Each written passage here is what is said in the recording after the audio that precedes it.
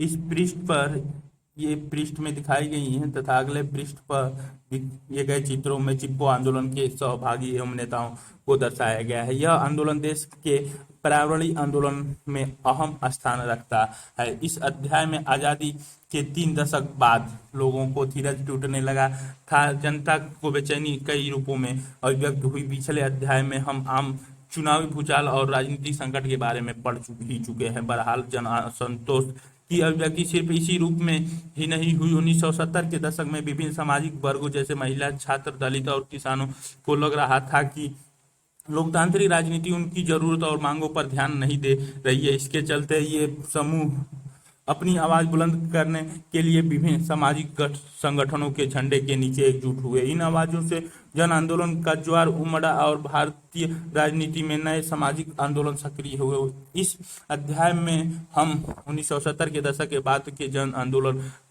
का विकास यात्रा को परखने की कोशिश करेंगे। इस चर्चा में हम समझेंगे कि जन आंदोलन क्या है, भारतीय समाज के किन तबकों को इन आंदोलन में लामबंद किया और हमारे लोकतांत्रिक ढांचा में ये जन आंदोलन क्या भूमिका निभाते हैं। जन आंदोलन का उदय, जन आंदोलनों की प्रकृति। इस अध्याय की शुरुआती चित्र पर ध्यान दीजिए। आप इसमें क्या देख रहे हैं? गांव की महिला ने सचमुच पेड़ को अपनी बाहों में बांध रखा है। क्या ये लोग कोई खेल खेल रहे हैं या ये लोग कोई पर्व या त्योहार मना रहे हैं? दरअसल चित्र में नजर आ रहे लोग ऐसे कुछ नहीं कर रहे हैं। यहाँ जो तस्वीर दी गई है उसमें सामूहिक कार्रवाई की एक असाधारण घटना को दर्ज किया गया है। यह घटना 1973 में घटी जब मौजूदा उत्तराखंड के एक गांव में स्त्री पुरुष एकजुट हुए और जंगलों की व्यावसायिक कटाई का विरोध किया। सरकार ने जंगलों की कटाई के लिए अनुमति दी थी। गांव के लोगों ने अपने विरोध को जताने के लिए एक नई तकरीब अपनाई। इन लोगों ने पेड़ को अपनी बाहों में घेर लिया ताकि उन्हें काटने से बचा जा सके। यह विरोध आगामी दिनों में भारत के पर्यावरण आंदोलन के रूप में परिणत हुआ और यह चिपको आंदोलन के नाम से विश्व प्रसिद्ध हुआ। मैं तो यह बड़ी शानदार बात लेकिन है तो ये बड़ी शानदार बात लेकिन मुझे बताए कि हम जो यहाँ राजनीति का इतिहास पढ़ रहे हैं उससे यह बात कैसे जुड़ती है। चिपको आंदोलन, इस आंदोलन की शुरुआत उत्तराखंड के 2-3 गांव में हुई थी। इसके पीछे एक कहानी है। गांव वालों ने वन विभाग से कहा कि खेती बाड़ी और बाड़ी के औजार बनाने के लिए हमें अंगू के पेड़ काटने की अनुमति दी जाए। वन विभाग ने अनुमति देने से इनकार कर दिया। बहरहाल विभाग ने खेल सामग्री के एक विनिर्माता को जमीन का यही टुकड़ा व्यवसायिक इस्तेमाल के लिए आवंटित कर दिया। इससे गांव वाले में रोष पैदा हुई और उन्होंने सरकार के इस कदम का विरोध किया। यह विरोध बड़ी जल्दी उत्तराखंड के अन्य इलाकों में भी फैल गया। क्षेत्र की पारिस्थितिकी और आर्थिक शोषण के कहीं बड़े सवाल उठने लगे। गांव वासियों ने मांग की। ये सभाकर अनुपम मिश्र से ये चित्र लिए गए हैं। यहाँ दिए गए 2 चित्र चिपको आंदोलन में संघर्ष के दिनों के साक्षी हैं। गौर कीजिए कि इस आंदोलन में महिलाओं ने पूरी दृढ़ता के साथ भाग लिया था और इस आंदोलन को एक नई दिशा दी थी। जंगल की कटाई का कोई भी ठेका बाहरी व्यक्ति को नहीं दिया जाना चाहिए और स्थानीय लोगों का जल, जंगल, जमीन जैसे प्राकृतिक संसाधनों पर कारगर नियंत्रण होना चाहिए। लोग चाहते थे कि सरकार लघु उद्योगों के लिए कम कीमत की सामग्री उपलब्ध कराए और इस क्षेत्र के पारिस्थितिकी संतुलन को नुकसान पहुंचाए बगैर यहाँ का विकास सुनिश्चित करे। आंदोलन ने भूमिहीन वन कर्मचारियों का आर्थिक मुद्दा भी उठाया और न्यूनतम मजदूरी की गारंटी की मांग की। चिपको आंदोलन में महिलाओं ने सक्रिय भागीदारी की। यह आंदोलन का एकदम नया पहलू था। इस इलाके में सक्रिय जंगल कटाई के ठेकेदार यहाँ के पुरुषों को शराब की आपूर्ति का भी व्यवसाय करते थे। महिलाओं ने शराबखोरी की लत के खिलाफ भी लगातार आवाज उठाई। इससे आंदोलन का दायरा विस्तृत हुआ और उसमें कुछ और सामाजिक मसले आज जुड़े। आखिरकार इस आंदोलन को सफलता मिली और सरकार ने 15 साल के लिए हिमालयी क्षेत्रों में पेड़ की कटाई पर रोक लगा दी ताकि इस अवधि में क्षेत्र के वनाच्छेदन फिर से ठीक अवस्था में आ जाए। बहरहाल इस आंदोलन की सफलता की तो है ही, साथ ही हमें यह भी याद रखना चाहिए कि यह आंदोलन 70 के दशक और उसके बाद के सालों में देशों के विभिन्न भागों में उठे अनेक जन आंदोलन के प्रतीक बन गया है। इस अध्याय में हम ऐसे ही कुछ आंदोलन के बारे में पढ़ेंगे। दलित आधारित आंदोलन। जन आंदोलन सभी आंदोलन कभी सामाजिक तो कभी राजनीतिक आंदोलन का रूप ले सकते हैं, और अक्सर ये आंदोलन दोनों ही रूपों में मेल से बनने नजर आते हैं। उदाहरण के लिए हम अपने स्वाधीनता आंदोलन को ही लें। यह मुख्य रूप से राजनीतिक आंदोलन था, लेकिन हम जानते हैं कि औपनिवेशिक दौर में सामाजिक आर्थिक मसलों पर भी विचार मंथन चला, जिससे अनेक स्वतंत्रता सामाजिक आंदोलन का जन्म हुआ, जैसे जाति प्रथा विरोधी आंदोलन, किसान सभा आंदोलन और मजदूर संगठन के आंदोलन। ये आंदोलन 20वीं सदी की शुरुआती दशक में अस्तित्व में आए। इन आंदोलनों ने सामाजिक संघर्षों के कुछ अंदरूनी मुद्दे उठाए। ऐसे कुछ आंदोलन आज़ादी के बाद के दौर में भी चलते रहे। मुंबई, कोलकाता और कानपुर जैसे बड़े शहरों में औद्योगिक की मजदूरों के बीच मजदूर संगठनों के आंदोलन का बड़ा जोर था। सभी बड़ी पार्टियों ने इस तबके के मजदूरों को लाभमंद करने के लिए अपने अपने मजदूर संगठन बनाए। आज़ादी के बाद के शुरुआती सालों में आंध्र प्रदेश के तेलंगाना क्षेत्र के किसान कम्युनिटी पार्टी के नेतृत्व में लाभमंद हुए। उन्होंने काश्तकारों के बीच अब जमीन के पुनर्वितरण की मांग की। आंध्र प्रदेश, पश्चिम बंगाल और बिहार के कुछ भागों में किसान तथा खेतिहर मजदूरों ने मार्क्सवादी लेनिनवादी कम्युनिस्ट पार्टी के कार्यकर्ताओं के नेतृत्व में अपना विरोध जारी रखा। आप मार्क्सवादी लेनिनवादी समूह के बारे में पिछले अध्याय में पढ़ चुके हैं। इन्हें नक्सलवादी के नाम से जाना गया। किसान और मजदूरों के आंदोलन का मुख्य जोर आर्थिक अन्याय और असमानता के मसलों पर रहा। ऐसे आंदोलन ने औपचारिक रूप से चुनाव में भाग तो नहीं लिया, लेकिन राजनीतिक दलों से इनका नजदीकी रिश्ता कायम हुआ। इन आंदोलनों में शरीक कई व्यक्ति और संगठन राजनीतिक दलों से सक्रिय रूप से जुड़े। ऐसे जुड़ाव से दलगत राजनीति में विभिन्न सामाजिक तबकों को बेहतर नामुमकिन सुनिश्चित हुई। गैर राजनीतिक संगठन में यह बात कुछ समझा नहीं। आखिरी पार्टी के बिना राजनीति कैसे की जा सकती है। राजनीतिक दलों से स्वतंत्र आंदोलन। 70 और 80 के दशक में समाज के कई तबकों का राजनीतिक दलों के आचार व्यवहार से मोह भंग हुआ। इसका तत्कालिक कारण तो यही था कि जनता पार्टी के रूप में गैर कांग्रेसवाद का प्रयोग कुछ खास नहीं चल पाया और इसकी असफलता से राजनीतिक अस्थिरता का माहौल भी कायम हुआ था। लेकिन अगर कारणों की खोज जरा दूर तक करें तो पता चलेगा कि सरकार की आर्थिक नीतियों से भी लोगों का मोह भंग हुआ था। देश के आज़ादी के बाद नियोजित विकास प्लानेड डेवलपमेंट का मॉडल अपनाया था। इस मॉडल को अपनाने के पीछे दो लक्ष्य थे: आर्थिक समृद्धि और आय का समतापूर्ण बंटवारा। आप इसके बारे में तीसरे अध्याय में पढ़ चुके हैं। आज़ादी की शुरुआती 20 साल में अर्थव्यवस्था के कुछ क्षेत्रों में उल्लेखनीय समृद्धि हुई, लेकिन इसके बावजूद गरीबी और असमानता बड़े पैमाने पर बरकरार रही। आर्थिक समृद्धि के लाभ समाज के हर तबके को समान मात्रा में नहीं मिले। जाति और लिंग पर आधारित सामाजिक असमानताओं ने गरीबी के मसलों को और ज्यादा जटिल तथा धारदार बना दिया। शहरी औद्योगिकी क्षेत्र तथा ग्रामीण कृषि क्षेत्र के बीच भी एक न पाटी जा सकने वाली फांक पैदा हुई। समाज के विभिन्न समूहों के बीच अपने साथ हो रहे अन्याय और वांछना के भाव प्रबल हुआ। राजनीतिक धरातल पर सक्रिय कई समूहों का विश्वास लोकतांत्रिक संस्थाओं और चुनावी राजनीति से उठ गया। ये समूह दलगत राजनीति से अलग हुए और अपने विरोध को स्वर देने के लिए उन्होंने आवाम को लामबंद करना शुरू किया। इस काम में छात्र तथा समाज के विभिन्न तबकों के राजनीतिक कार्यकर्ता आगे आए और दलित तथा आदिवासी जैसे हाशियों पर धकेल दिए गए समूहों को लामबंद करना शुरू किया।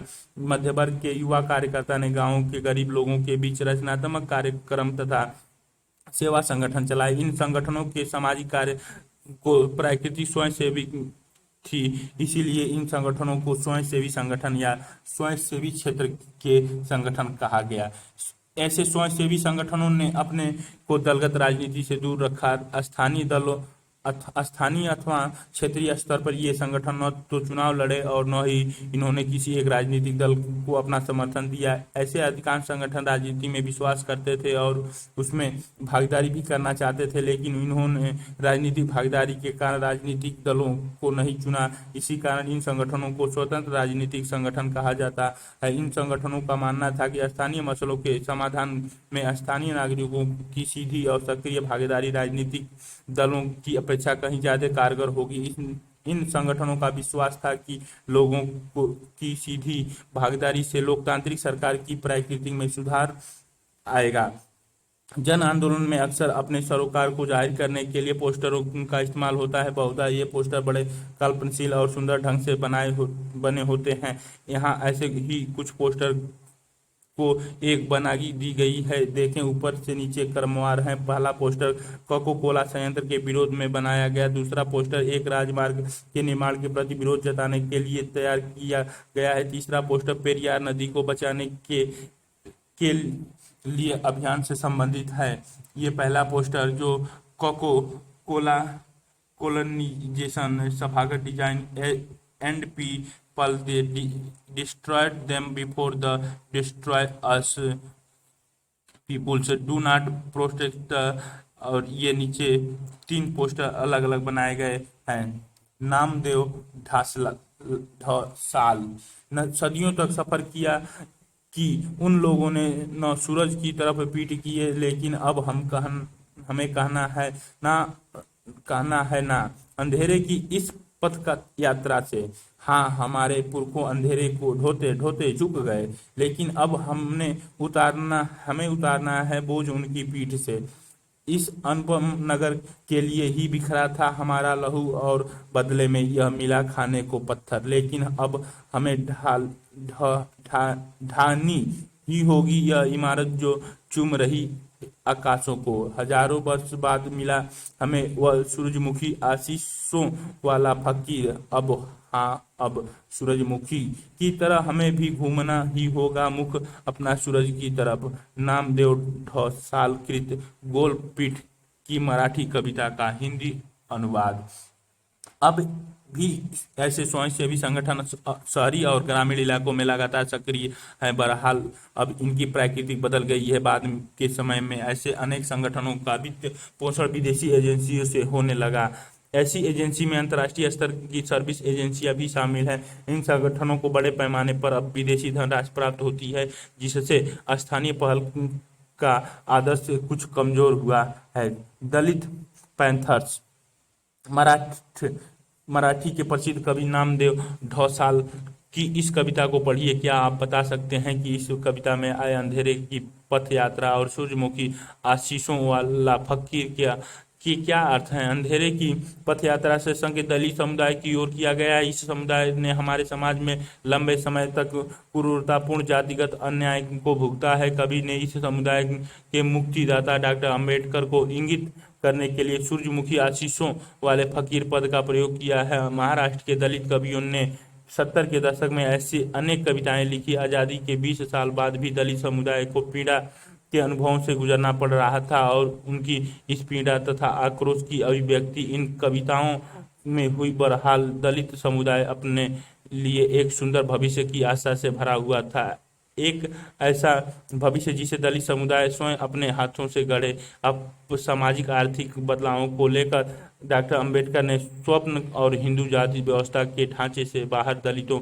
को एक गरिमापूर्ण स्थान दिलाने के लिए उनके जुझारू संघर्षों की बात को जान चुके हैं। ऐसे में आश्चर्य की नहीं, दलित मुक्त से प्रेरित अधिकांश रचनाओं में डॉक्टर अंबेडकर का वर्णन एक प्रेरणा पुरुष के रूप में मिलता है। क्या दलितों की स्थिति के बाद से ज्यादा बदल गई है? दलितों पर अत्याचार की घटनाओं के बारे में मैं रोजाना सुनती हूँ। क्या यह आंदोलन असफल रहा या यह पूरी समाज की असफलता है? उदय 7वें दशक की शुरुआत सालों से शिक्षित दलितों की पहली पीढ़ी ने अनेक मंचों से अपने हक की आवाज़ उठाई। इनमें ज़्यादातर शहर की झुग्गी बस्तियों में पलकर बढ़े हुए दलित थे। दलित हितों की दावेदारी के इसी क्रम में महाराष्ट्र में 1972 में दलित युवाओं का एक संगठन दलित पैंथर्स बना। आज़ादी के बाद के सालों में दलित समूह मुख्यतः जाति आधारित असमानता और भौतिक साधनों के मामले में अपने साथ हो रहे अन्याय के खिलाफ लड़ रहे थे। वे इस बात को लेकर सचेत थे कि संविधान में जाति आधारित किसी भी तरह के भेदभाव के विरुद्ध गारंटी दी गई है। आरक्षण के कानून तथा सामाजिक न्याय की ऐसी ही नीतियों को कारगर क्रियान्वयन इनकी प्रमुख मांग थी। आप जानते हैं कि भारतीय संविधान में छुआछूत की प्रथा को समाप्त कर दिया गया। सरकार ने इसके अंतर्गत 60 और 70 के दशक में कानून बनाए। इसके बावजूद पुराने जमाने में जिन जातियों को अछूत माना गया था, उनके साथ इस नए दौर में भी सामाजिक भेदभाव तथा हिंसा का बर्ताव कई रूपों में जारी रहा। दलितों की बस्तियों मुख्य गांव से अब भी दूर होती थी। दलित महिलाओं के साथ दुर्व्यवहार होते थे। जातिगत प्रतिष्ठा की छोटी मोटी बातों को लेकर दलितों पर सामूहिक जुल्म ढाए जाते थे। दलितों के सामाजिक और आर्थिक उत्पीड़न को रोक पाने में कानून की व्यवस्था न काफी साबित हो रही थी। दूसरी तरफ दलित जिन राजनीतिक दलों का समर्थन कर रहे थे, जैसे रिपब्लिक पार्टी ऑफ इंडिया, वे चुनावी राजनीति में सफल नहीं हो पा रही थी। ये पार्टियां हाशियों पर रहती थी। चुनाव जीतने के लिए इन्हें किसी दूसरे पार्टी के साथ गठजोड़ करना पड़ता था। ये पार्टियां लगातार टूट की भी शिकार हुई। इन वजह से दलित पैंथर्स ने दलित अधिकारों को दावेदारी करते हुए जन कार्रवाई का रास्ता अपनाया। ये चित्र में दिखाया गया है एप्रिटेटेड दलित वुमेन सभार अनहद एवं NCDHR से लिया गया है। Drop to rate girl labours need to further agriculture and the household work like the cooking etc. It is the difficult for poor public agriculture laborers to incur expenditure on the educational of a woman. As a result, the dropout rate of SC/ST girl is the very high to a comparison to girl of upper caste and boys. रंग भेद यानी अलगाव जातिगत भेदभाव की सरकारी नीति का घोतक है, जो 20वीं सदी में दक्षिण अफ्रीका में प्रचलित था। इसे यहाँ अप्रत्यक्ष रंग भेद क्यों कहा गया? क्या इसके कुछ अन्य उदाहरण हैं? गतिविधि: महाराष्ट्र के विभिन्न इलाकों में दलितों पर बढ़ रहे अत्याचार से लड़ना दलित पैंथर्स की अन्य मुख्य गतिविधि थी। दलित पैंथर्स तथा इसके समधर्मा संगठनों ने दलितों पर हो रहे अत्याचार के मुद्दे पर लगातार विरोध आंदोलन चलाया। इसके परिणाम स्वरूप सरकार ने 1989 में एक व्यापक कानून बनाया। इस कानून के अंतर्गत दलित पर अत्याचार करने वाले के लिए कठोर दंड का प्रावधान किया गया। दलित पैंथर्स का बेहतर विचारधारात्मक एजेंडा जाति प्रथा को समाप्त करना तथा भूमिहीन, गरीब किसान, शहरी औद्योगिक मजदूर और दलित सहित सारे वंचित वर्गों का एक संगठन खड़ा करना था। इस आंदोलन में पढ़े लिखे दलित युवकों को एक मंच मिला जहां वे अपनी सृजनशीलता का उपयोग प्रतिरोध की आवाज बनाकर कर सकते थे। इस दौर में अनेक आत्मकथाएं तथा अन्य साहित्यिक रचनाएं प्रकाशित हुई। इन रचनाओं में दलित लेखकों ने जाति प्रथा की क्रूरता की जबरदस्त मुखलफत की भारतीय समाज के सबसे दबे कुचले तबके के जीवन के अनुभव इन रचनाओं में दर्ज थे। इन रचनाओं से मराठी भाषा के साहित्य में जबरदस्त हिलोर उठी। साहित्य का दायरा अब ज्यादा विस्तृत हुआ। इसमें समाज के विभिन्न वर्गों की नामुमकिनी हुई और साहित्य के धरातल पर एक टकराहट की शुरुआत हुई। आपातकाल के बाद के दौर में दलित पैंथर्स ने चुनावी समझौते किए, उसमें कई विभाजन भी हुए और यह संगठन राजनीतिक पतन का शिकार हुआ। Backward and minority employees federation BAMCEF ने दलित पैंथर्स की अवनीति से उत्पन्न रिक्त स्थानों की पूर्ति की। भारतीय किसान यूनियन 70 के दशक से भारतीय समाज में कई तरह के असंतोष पैदा हुए। यहाँ तक कि समाज के जिन तबकों को विकास प्रक्रिया में कुछ लाभ हुआ था, उनमें से सरकार और राजनीतिक दलों के प्रति नाराजगी थी। 80 के दशक का कृषक संघर्ष इसका एक उदाहरण है, जब अपेक्षक धनी किसान ने सरकार की नीतियों का विरोध किया। 1988 के जनवरी में उत्तर प्रदेश के एक शहर मेरठ में लगभग 20,000 किसान जमा हुए। ये किसान सरकार द्वारा बिजली की दर में की गई बढ़ोतरी का विरोध कर रहे थे। किसान जिला समाहर्ता के दफ्तर के बाहर 3 हफ्तों तक डेरा डाले रहे। इसके बाद इनकी मांग मान ली गई। किसानों का यह बड़ा अनुशासित धरना था और जिन दिनों वे धरने पर बैठे थे उन दिनों आसपास के गांव से उन्हें निरंतर राशन पानी मिलता रहा। मेरठ के इस धरने को ग्रामीण शक्ति का या कहें कि काश्तकारों की शक्ति का एक बड़ा प्रदर्शन माना गया। धरने पर बैठे किसान भारतीय किसान यूनियन बीकेयू के सदस्य थे। बीकेयू पश्चिमी उत्तर प्रदेश और हरियाणा के किसान का एक संगठन था। यह 80 के दशक के किसान आंदोलन के अग्रणी संगठनों में से एक था। ये चित्र सौभागर हिंदुस्तान टाइम पंजाब में भारतीय किसान यूनियन की एक रैली दिखाई गई है। तीसरे अध्याय में आपने पढ़ा था कि सरकार ने जब हरित क्रांति की नई नीति अपनाई तो 1960 के दशक के अंतिम सालों में हरियाणा, पंजाब और पश्चिमी उत्तर प्रदेश के किसानों को फायदा होना शुरू हो गया। इसके बाद के सालों में इन इलाकों में गन्ना और गेहूं मुख्य नकदी फसल बने। 1980 के दशक में उत्तरार्ध से भारतीय अर्थव्यवस्था के उदारीकरण के प्रयास हुए और इसी क्रम में नकदी फसलों के बाजार को संकट का सामना करना पड़ा। भारतीय किसान यूनियन ने गन्ने और गेहूं के सरकारी खरीद मूल्यों को बढ़ोतरी करने, कृषि उत्पादों के अंतर्गत अंतर्राज्यीय आवाजाही पर लगी पाबंदी हटाने, समुचित दर पर गारंटी शुदा बिजली आपूर्ति करने, किसान के बकाया कर्ज माफ करने तथा किसानों के लिए पेंशन का प्रावधान करने की मांग की।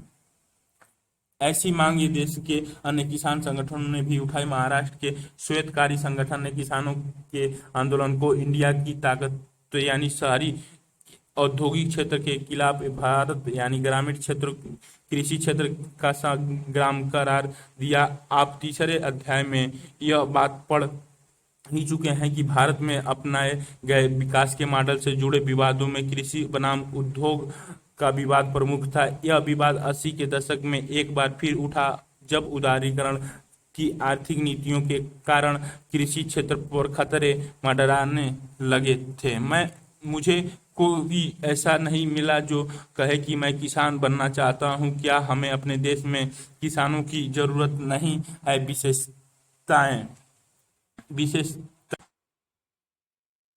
सरकार पर अपनी मांगों को मानने के लिए दबाव डालने के क्रम में बीकेयू ने रैली, धरना प्रदर्शन और जेल भरो अभियान का सहारा लिया। इन कार्रवाई में पश्चिमी उत्तर प्रदेश और उसके आसपास के इलाके के गांवों में हजारों हजार, कभी कभी तो 1 लाख से भी ज्यादा किसानों ने भाग लिया। पूरी 80 के दशक भर बीकेयू ने राज्य के अनेक जिला मुख्यालयों पर इन किसानों की विशाल रैली आयोजित की। देश की राजधानी दिल्ली में भी बीकेयू ने रैली का आयोजन किया। इस्लाम मंदिर का एक नया पक्ष यह था कि इसमें किसानों के जातिगत जुड़ाव का इस्तेमाल किया गया था। बीकेयू के अधिकांश सदस्य एक खास समुदाय के थे। इस संगठन ने जातिगत समुदायों को आर्थिक मसलों पर एकजुट करने के लिए जाति पंचायत की परंपरागत संस्थाओं का उपयोग किया। किसी औपचारिक सांगठनिक ढांचे के अभाव के बावजूद बीकेयू अपने को लंबे समय तक कायम रख सका, क्योंकि यह संगठन अपने सदस्यों के जातिगत वंशगत संपर्क जाल पर आधारित था। बीकेयू के लिए धनराशि और संसाधन इन्हीं सहकारी तंत्रों से जुटाए जाते थे और इन्हीं के सहारे बीकेयू की गतिविधियां भी संचालित होती थी। 1990 के दशक की शुरुआत सालों तक बीकेयू ने अपने को सभी राजनीतिक दलों से दूर रखा था। यह अपने सदस्य की संख्या बल के दम पर राजनीति में एक दबाव समूह की तरह सक्रिय था। इस संगठन ने राज्यों में मौजूद अन्य किसान संगठनों को साथ लेकर अपनी कुछ मांगे मनवाने में सफलता पाई। इस अर्थ में किसान आंदोलन 80 के दशक में सबसे ज्यादा सफल सामाजिक आंदोलन था। इन आंदोलन की सफलता के पीछे इसके सदस्यों की राजनीतिक मोल भाव की क्षमता का हाथ था। यह आंदोलन मुख्य रूप से देश के समृद्ध राज्यों में सक्रिय था। खेती को अपनी जीविका का आधार बनाने वाले अधिकांश भारतीय किसानों के विपरीत बीकेयू कृषि के डब्ल्यूटीओ से बाहर रखे सरकार कार्यालय कार्यालय संवाददाता, मैसूर, 15 फरवरी। भारतीय किसान यूनियन ने चेतावनी दी कि अगर भारत ने कृषि को विश्व व्यापार संगठन के दायरे में से बाहर रखने के लिए जरूरी कदम नहीं उठाए तो देश को इसकी सामाजिक आर्थिक परिणाम भुगतने होंगे। यूनियन के प्रमुख महेंद्र सिंह टिकैत और इसकी राष्ट्रीय समायोजन समिति के संयोजक एम युद्धवीर सिंह ने आज यहाँ एक प्रेस सम्मेलन को चेताया कि अगर भारत विश्व व्यापार संगठन के कायदे कानूनों को मान लेता है तो यह उसके लिए खतरनाक होगा। विश्व व्यापार संगठन की अगले दौर की बैठक नवंबर में हांगकांग में होने वाली है। नेताओं ने कहा कि सरकार पर दबाव डालने के लिए आगामी 17 मार्च को नई दिल्ली में रैली निकाली जाएगी ताकि सरकार खेती से संबंधित विश्व व्यापार संगठन के कानूनों के आगे घुटने टेके। रैली में देश के विभिन्न हिस्सों में लगभग 5 लाख किसान के आने की उम्मीद है। रैली के बाद बीकेयू पूरे देश में विश्व व्यापार संगठन के खिलाफ आंदोलन चलाएगा। सभाकर द हिंदू, 16 फरवरी 2005। ये रैली में दिखाई गई है। निकले लोग, नेशनल फिश वर्कर्स फोरम। क्या आप जानते हैं कि मछुआरों की संख्या में लिहाज से भारत का विश्व में दूसरा स्थान है। अपने देश के पूर्वी और पश्चिमी दोनों ही तटीय इलाकों में देसी मछुआरा समुदाय के हजारों हजार परिवार मछली मारने के पेशे में संलग्न है। सरकार ने जब मशीनीकृत मत्स्य आखेट और भारतीय समुद्र में बड़े पैमाने पर मत्स्य दोहन के लिए बॉटम ट्रॉलिंग जैसे प्रौद्योगिकी के उपयोग की अनुमति दी तो मछुआरों के जीवन और आजीविका के आगे संकट आ खड़ा हुआ। पूरे 70 और 80 के दशक के दौरान मछुआरों ने स्थानीय स्तर के संगठन अपनी आजीविका के मसले पर राज्य सरकार से लड़ते रहे। चूंकि मत्स्य आखेट राज्य सूची का विषय है, इसीलिए मछुआरों ज्यादातर क्षेत्रीय स्तर पर ही लामबंद हुए। 1980 के दशक के मध्यवर्ती वर्षों में आर्थिक उदारीकरण की नीति की शुरुआत हुई तो बाध्य होकर मछुआरों के स्थानीय संगठनों ने अपना एक राष्ट्रीय मंच बनाया। उनका नाम national fish workers forum NFF रखा गया। केरल के मछुआरों ने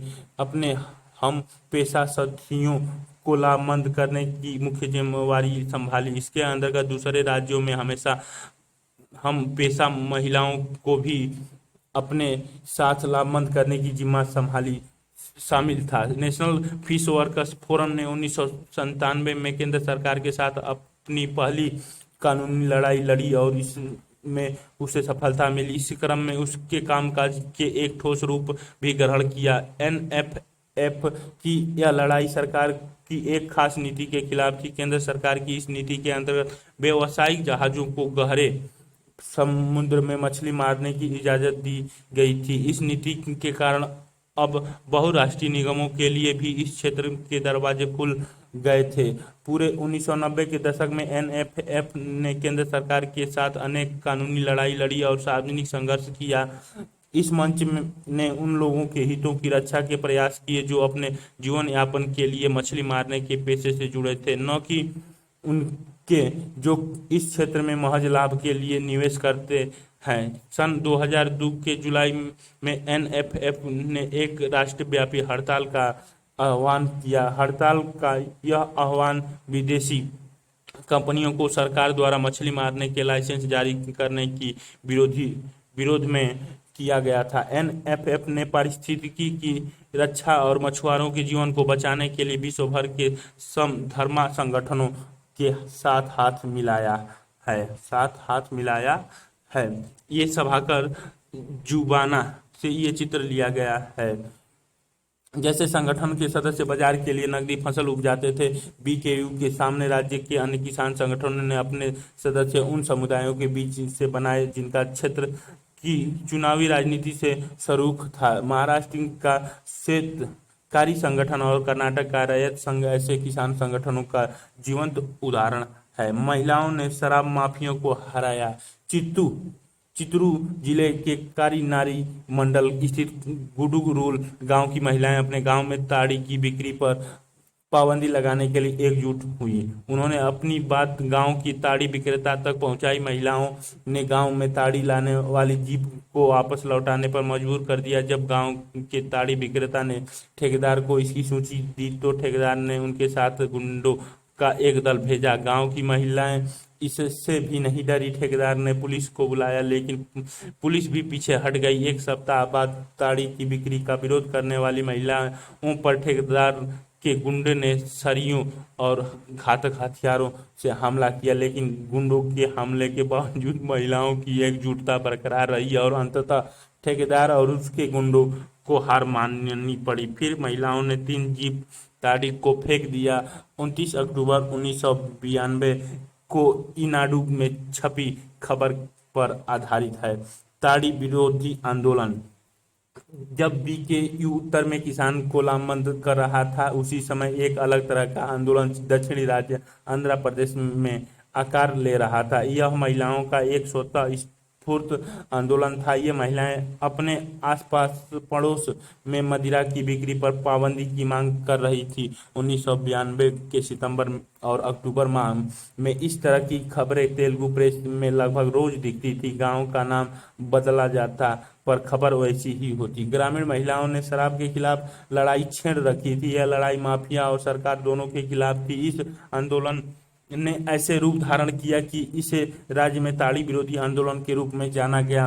हमें इस तरह की अच्छी अच्छी कहानियां तो सुनाई जाती हैं, लेकिन हमें कभी यह नहीं बताया जाता कि इन कहानियों का अंत कैसा रहा। क्या यह आंदोलन शराबबंदी में सफल हो पाया या पुरुषों ने एक समय के बाद फिर पीना शुरू कर दी। ये चित्र में सभागार जुबान से लिया गया नारी शक्ति दिखाई गई है।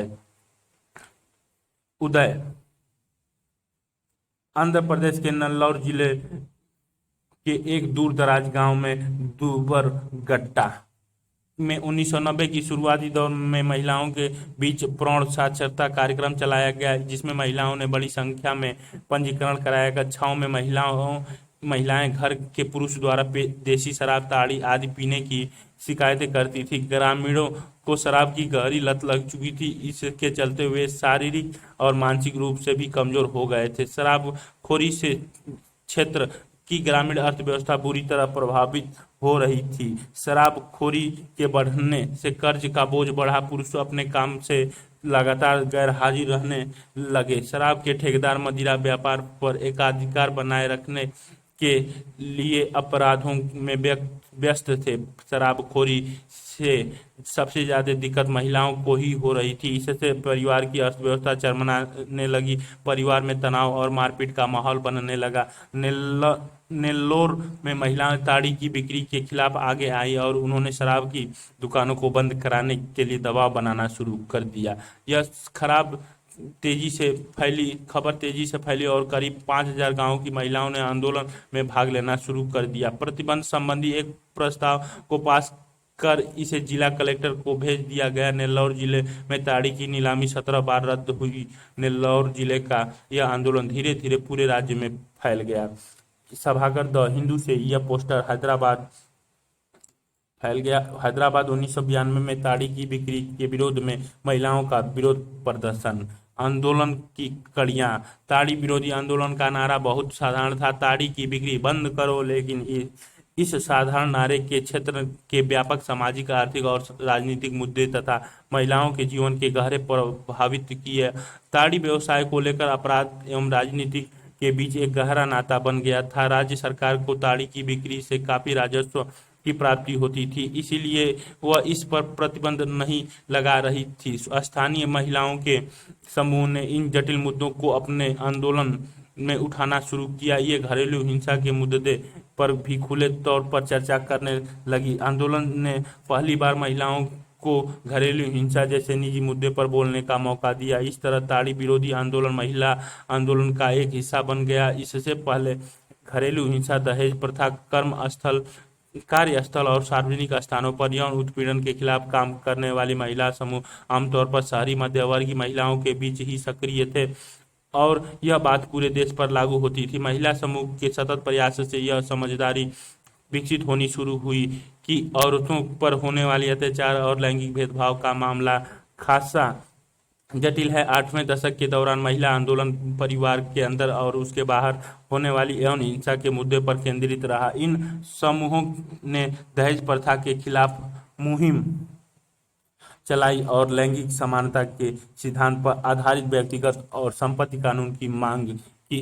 इस तरह अभियानों ने महिलाओं के मुद्दों के प्रति समाज में व्यापक जागरूकता पैदा की। धीरे धीरे महिला आंदोलन कानूनी सुधारों से हटकर सामाजिक टकराव के मुद्दे पर भी खुले तौर पर बात करने लगा। हमारे ऊपर हमने एक ऐसे ही विषय पर बातें की है। 9वें दशक तक आते आते महिला आंदोलन समान राजनीतिक प्रतिनिधित्व की बात करने लगा था। आपको ज्ञात होगा कि संविधान के 73वें और 74वें संशोधन के अंतर्गत महिलाओं को स्थानीय राजनीतिक निकाय में आरक्षण दिया गया है। इस व्यवस्था को राज्यों की विधानसभाओं तथा संसद में भी लागू करने की मांग की जा रही है। संसद में इस आशा का एक संशोधन विधेयक भी पेश किया जा चुका है, परंतु विधेयक को अभी तक जरूरी समर्थन हासिल नहीं हो पाया है। कुछ गुट जिनमें महिला समूह भी शामिल है, परंतु विधेयक के अंतर्गत दलित और पिछड़े वर्ग की महिलाओं के लिए अलग से आरक्षण की मांग कर रहे हैं।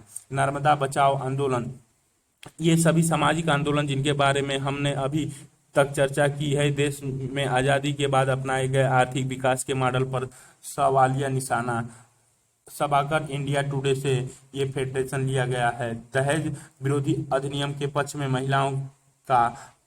महिलाओं का प्रदर्शन, ये सीन संसार आक्रोश। ये आक्रोश भास्कर कुलकर्णी नाम के एक वकील को बीकू लहानिया का मुकदमा लड़ने की जिम्मेदारी दी जाती है। आदिवासी बीकू पर अपनी पत्नी की हत्या का आरोप लगाया गया है। बीकू का वकील हत्या के कारणों की तह में जाना चाहता है, लेकिन बीकू और उसका परिवार इस मामले में चुप्पी साधे रखते हैं। इस कुछ समय के बाद वकील पर हमला हो जाता है। इसके बाद एक सामाजिक कार्यकर्ता भास्कर को हत्या के समूचे प्रकरण के बारे में जानकारी देता है, लेकिन इसके बाद यह सामाजिक कार्यकर्ता गायब हो जाता है और बीकू के पिता की मृत्यु हो जाती है। बीकू को अपने पिता के दाह संस्कार में शामिल होने की अनुमति दी जाती है। वह बिंदु है जहां बीकू की चुप्पी टूट जाती है। प्रस्तुत फिल्म दलित वर्ग के अमानवीय जीवन परिस्थितियों का मुआयना कराती है और इस तथ्य को बहुत स्पष्ट के साथ सामने लाती है कि वर्चस्वशाली ताकतों का विरोध करना कितना मुश्किल होता है। वर्ष 1980 में निर्देशक गोविंद निहलानी, कहानी विजय तेंदुलकर, पटकथा सत्यदेव दुबे, अभिनय नरुद्दीन शाह, ओमपुरी, रिश्मता पाटिल, नाना पाटेकर, महेश एलकुंचार लगाते रहे। एक और जहां चिपको आंदोलन इस मॉडल में निहित पर्यावरणीय विनाश के मुद्दे के सामने रखा, वही दूसरी ओर किसान ने कृषि क्षेत्र की अनदेखी पर रोष प्रकट किया। इसी तरह जहां दलित समुदायों की सामाजिक आर्थिक परिस्थितियां उन जन संघर्षों की ओर ले गई, वहीं ताड़ी बंदी आंदोलन ने विकास के नकारात्मक पहलू की ओर इशारा किया। सरदार सरोवर परियोजना 8वें दशक के प्रारंभ में भारत के मध्य भाग में स्थित नर्मदा घाटी में विकास परियोजना के तहत मध्य प्रदेश, गुजरात और महाराष्ट्र में गुजरने वाली नर्मदा और उसकी सहायक नदियों पर 30 बड़े, 135 मझोले और 300 छोटे बांध बनाने का प्रस्ताव रखा गया। गुजरात के सरदार सरोवर और मध्य प्रदेश के नर्मदा सागर बांध के रूप में दो सबसे बड़ी और बहुउद्देशीय परियोजनाओं का निर्धारण किया गया। नर्मदा नदी के बचाव में नर्मदा बचाओ आंदोलन चला। इस आंदोलन ने बांधों के निर्माण का विरोध किया। नर्मदा बचाओ आंदोलन इन बांधों के निर्माण के साथ साथ देश में चल रही विकास परियोजनाओं के औचित्य पर भी सवाल उठाता रहा। सरदार सरोवर परियोजना के अंतर्गत एक बहुउद्देशीय विशाल बांध बनाने का प्रस्ताव है। बांध समर्थकों का कहना है कि इसके निर्माण से गुजरात के एक बहुत बड़े हिस्से सहित 3 पड़ोसी राज्यों में पीने के पानी, सिंचाई और बिजली के उत्पादन की सुविधाएं मुहैया कराई जा सकेगी तथा कृषि की उपज में गुणवत्ता बढ़ोतरी होगी। बांध की उपयोगिता इस बात से भी जोड़कर देखी जा रही थी कि इससे बाढ़ और सूखे की आपदाओं पर अंकुश लगाया जा सकेगा। प्रस्तावित बांध के निर्माण से संबंधित राज्यों के 245 गांव डूब के क्षेत्र में आ रहे थे, अतः प्रभावित गांवों के करीब 2.5 लाख लोगों के पुनर्वास का मुद्दा सबसे पहले स्थानीय कार्यकर्ताओं ने उठाया। इन गतिविधियों को एक आंदोलन की शक्ल 1988 से 1989 के दौरान मिली, जब कई स्थानीय स्वयंसेवी संगठनों ने खुद को नर्मदा बचाओ आंदोलन के रूप में गठित किया। वाद विवाद और संघर्ष। नर्मदा आंदोलन अपने गठन की शुरुआत से ही सरदार सरोवर परियोजना को विकास परियोजना के बृहत्तर मुद्दों से जोड़कर देखता रहा। यह आंदोलन विकास के मॉडल और उसके सार्वजनिक औचित्य पर सवाल उठाता रहा। आंदोलन की एक मुख्य दलील यह रही कि अब तक की सभी विकास परियोजनाओं पर हुए खर्च का विश्लेषण किया जाए। आंदोलन के अनुसार परियोजनाओं की लागत विश्लेषण में इस बात की जायजा भी लिया जाना चाहिए कि समाज के विभिन्न वर्गों को इन परियोजनाओं का क्या खामियाजा भुगतना पड़ा है। ये चित्र लिया गया है द सभागार डिजाइन एंड पीपल्स नर्मदा बचाओ आंदोलन के समर्थन में जारी किया गया एक पोस्टर। आंदोलन के नेतृत्व ने इस बात की ओर ध्यान दिलाया कि इन परियोजनाओं को लोगों के प्राय वर्ष आजीविका, संस्कृति तथा पर्यावरण पर बुरा असर पड़ा है। शुरुआत में आंदोलन ने यह मांग रखी कि परियोजना से प्रत्यक्ष या अप्रत्यक्ष रूप से प्रभावित सभी लोगों को समुचित पुनर्वास किया जाए। आंदोलन के लोगों ने इन महाकाय विकास परियोजना के निर्माण की प्रक्रिया पर भी सवाल उठाए। नर्मदा बचाओ आंदोलन ने इस बात पर जोर दिया कि ऐसी परियोजनाओं के निर्माण प्रक्रिया में स्थानीय समुदाय की भागीदारी होनी चाहिए और जल, जंगल, जमीन जैसे प्राकृतिक संसाधनों पर उनके प्रभावी नियंत्रण होने चाहिए। आंदोलन ने एक महत्वपूर्ण सवाल यह भी उठाया कि लोकतंत्र में कुछ लोगों के लाभ के लिए अन्य लोगों को नुकसान क्यों उठाना चाहिए। इस तरह के सवालों से जूझते हुए आंदोलन के अंततः पुनर्वास की मांग से आगे कदम बढ़ाया। अब आंदोलन बड़े बांधों की खुली मुखालफत करता है। नर्मदा बचाओ आंदोलन के कार्यकर्ताओं को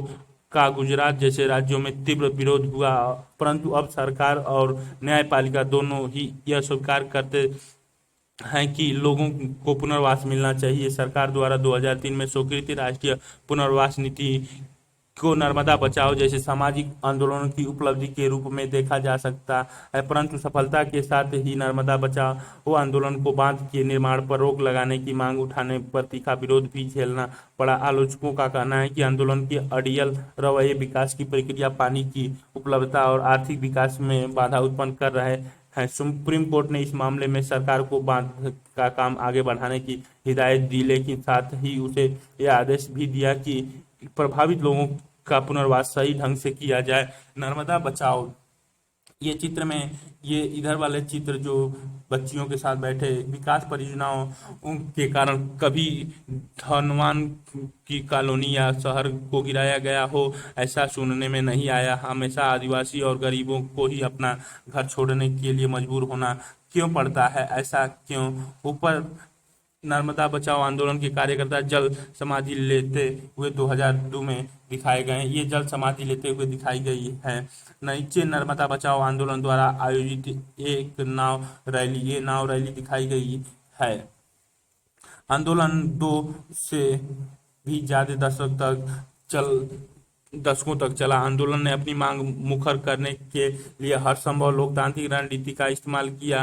आंदोलन ने अपनी बात न्यायपालिका से लेकर अंतर्राष्ट्रीय मंचों तक से उठाई। आंदोलन की समझ को जनता के सामने मुखर करने के लिए नेतृत्व के सार्वजनिक रैलियों तथा सत्याग्रह जैसे तरीकों का भी प्रयोग किया, किंतु विपक्षी दल सहित मुख्यधारा की राजनीतिक पार्टियों के बीच आंदोलन कोई खास जगह नहीं बना पाया। वास्तव में नर्मदा आंदोलन का विकास रेखा भारतीय राजनीति में सामाजिक आंदोलन और राजनीतिक दलों के बीच निरंतर बढ़ती दूरियों को बयान करती है। उल्लेखनीय है कि 90 दशक के अंत तक पहुंचते पहुंचते नर्मदा बचाओ आंदोलन से कई अन्य स्थानीय समूहों और आंदोलन भी आ जुड़े। ये सभी आंदोलन अपने अपने क्षेत्र में विकास की बृहत परियोजनाओं का विरोध करते थे। इस मुकाम तक आते आते नर्मदा बचाओ आंदोलन देश के विभिन्न हिस्सों में चल रहे सम धर्म आंदोलनों के गठबंधन का अंग बन गया।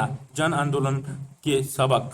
जन आंदोलन का इतिहास हम लोकतांत्रिक राजनीति को बेहतर ढंग से समझने में मदद देता है।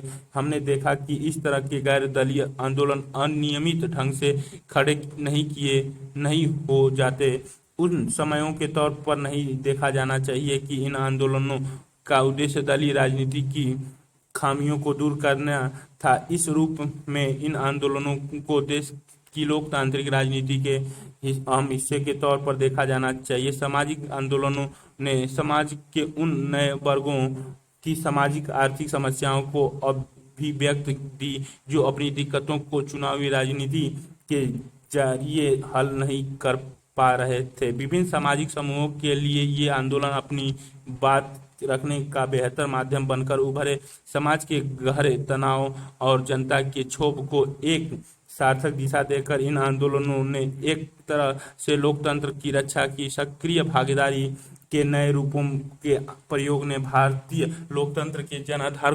को बढ़ाया है। इन आंदोलनों के आलोचक अक्सर यह दलील देते हैं कि भूख हड़ताल, धरना और रैली जैसी सामूहिक कार्रवाई से सरकार के कामकाज पर बुरा असर पड़ता है। इनके अनुसार इस तरह की गतिविधियां से सरकार के निर्णय प्रक्रिया बाधित होती है तथा रोजमर्रा की लोकतांत्रिक व्यवस्था भंग होती है। इस तरह की दलीलें एक और गहरे सवाल को जन्म देती है, और वह सवाल यह है कि जिन जन आंदोलन ऐसी मुखर सामूहिक गतिविधियों का सहारा क्यों लेते हैं। इस अध्याय में हमने देखा कि ये जन आंदोलन जनता की जायज मांगों के नुमाइंदगी बनकर उभरे हैं और उन्होंने नागरिकों के एक बड़े समूह को अपने साथ जोड़ने में कामयाबी हासिल की है। क्या आंदोलन को राजनीति की प्रयोगशाला कहा जा सकता है? आंदोलनों के दौरान नए प्रयोग किए जाते हैं और सफल प्रयोग को राजनीतिक दल अपना लेते हैं। हमें यहाँ इस बात पर ध्यान देना चाहिए कि इन जन आंदोलनों द्वारा लामबंद की जाने वाली राजनीतिक, सामाजिक और आर्थिक रूप से वंचित तथा अधिकार विहीन वर्गों से संबंध रखती है।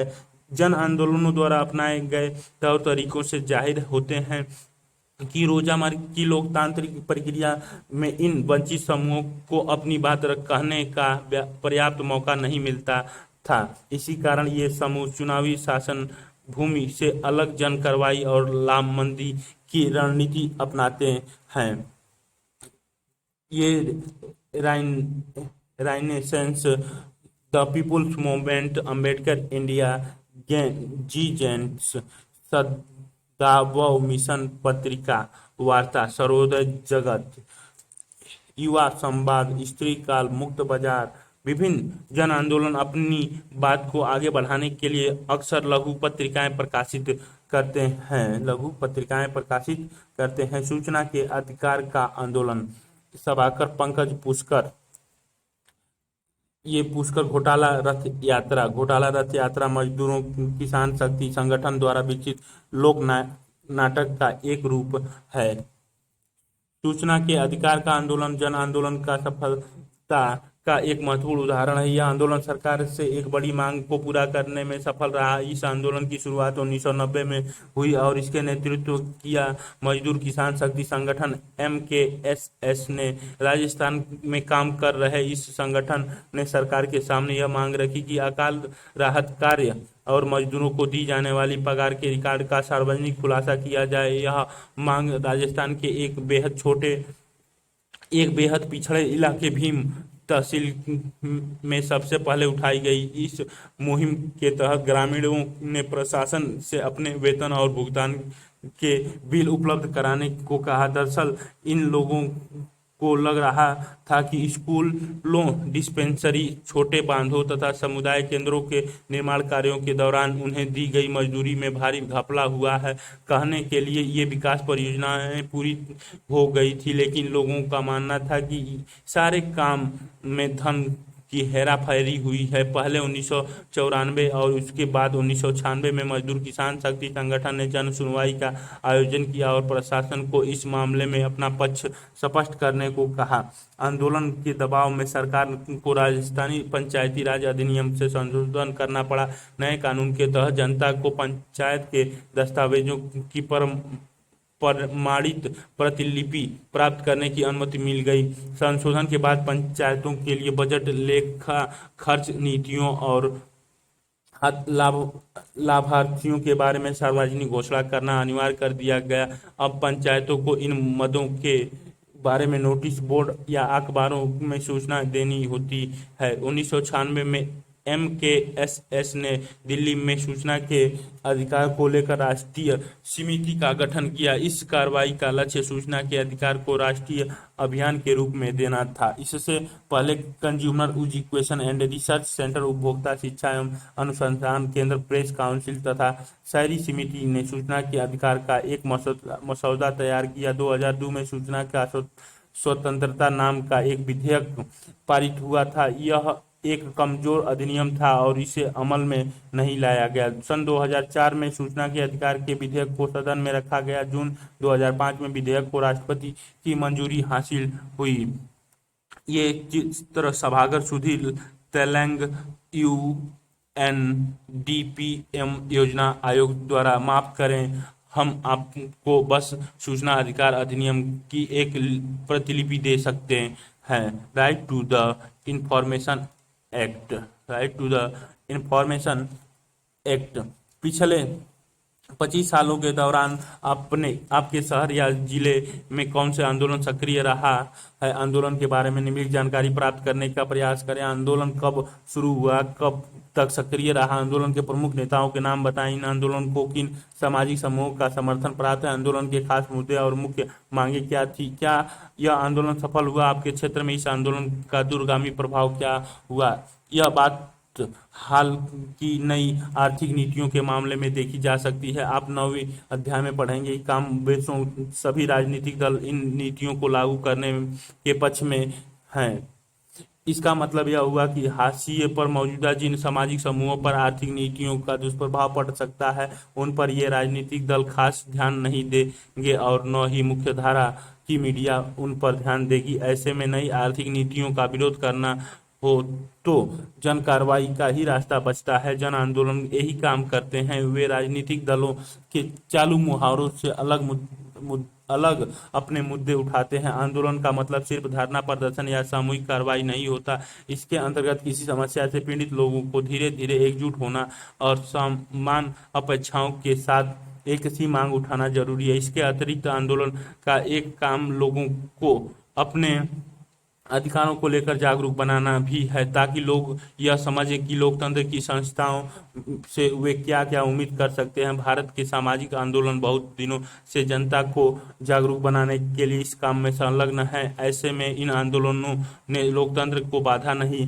पहुंचाई बल्कि उसका विस्तार किया। किंतु कुल मिलाकर सार्वजनिक नीतियों पर इन आंदोलनों का असर काफी सीमित रहा है। इसका एक कारण तो यह है कि समकालीन सामाजिक आंदोलन किसी एक मुद्दे के इर्द गिर्द ही जनता को लामबंद करते हैं। इस तरह वे समाज के किसी एक वर्ग का ही प्रतिनिधित्व कर पाते हैं। इसी सीमा के चलते सरकार इन आंदोलनों की जायज मांग को ठुकराने का साहस कर पाती है। लोकतांत्रिक राजनीतिक वंचित वर्गों के व्यापक गठबंधन को लेकर ही चलती है, जबकि जन आंदोलनों के नेतृत्व में यह बात संभव नहीं हो पाती है। राजनीतिक दलों को जनता के विभिन्न वर्गों के बीच सामंजस्य बैठाना कठिन पड़ता है,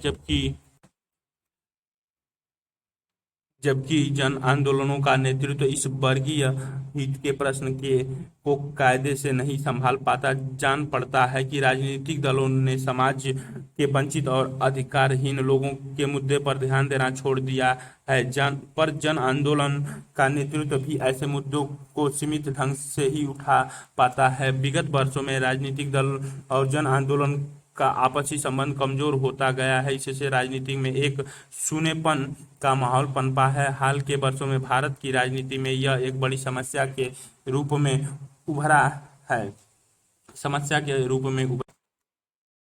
लगभग सभी नए सामाजिक आंदोलन नई समस्या जैसे पर्यावरण का विनाश, महिलाओं की बदहाली, आदिवासी संस्कृति का नाश और मानव अधिकारों का उल्लंघन के समाधान को रेखांकित करते हुए उभरे। इनमें से कोई भी अपने आप में समाज व्यवस्था के मूलगामी बदलाव के सवाल से नहीं जुड़ा था। इस अर्थ में ये आंदोलन अतीत की क्रांतिकारी विचारधारा से एकदम अलग हैं, लेकिन ये आंदोलन बड़ी बुरी तरह बिखरे हुए हैं और यही इनकी कमजोरी है। सामाजिक आंदोलनों का एक बड़ा दायरा ऐसी चीजों की चपेट में है कि वह एक ठोस तथा एकजुट जन आंदोलन का रूप नहीं ले पाते हैं और न ही वंचितों और गरीबों के लिए प्रासंगिक हो पाते हैं। ये आंदोलन बिखरे बिखरे हैं, प्रतिक्रिया के तत्वों से भरे हैं, अनित हैं और अब बुनियादी सामाजिक बदलाव के लिए उनके पास कोई फ्रेमवर्क नहीं है, या इस या उस के विरोध, पश्चिमी विरोधी, पूंजीवादी विरोधी, विकास विरोधी आदि में चलन के कारण इनमें कोई संगति आती हो अथवा दबे कुचले लोगों और हाशिए के समुदायों के लिए ये प्रासंगिक हो पाते हों, ऐसी बात नहीं है। राजन कोठरी। खुद करें, खुद सीखें, एक हफ्ते के अखबार की खबर पर नजर दौड़ाएं और ऐसी 3 रिपोर्टों को चुनें जिन्हें आप जन आंदोलन से जुड़ी खबरें मानते हैं। इन आंदोलन की मुख्य मांग का पता करें, पता लगाएं कि अपनी मांगों की स्वीकृति के लिए इन आंदोलनों ने क्या तरीका अपनाया है और राजनीतिक दलों पर इस क्या क्या प्रतिक्रिया है।